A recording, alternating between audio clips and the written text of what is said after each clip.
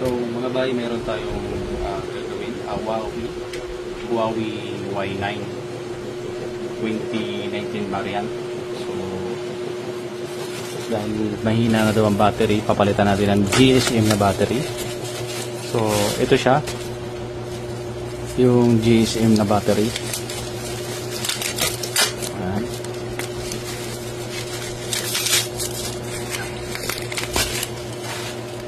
Ito yung pang Huawei. So yan, ganyan yung model nya. Yan. Okay, so bubuksan natin. Ito yung laman nya. So ganito yung battery nya.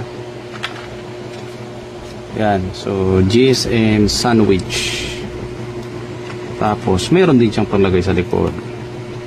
So Huawei, tingnan natin. Ito yung cellphone.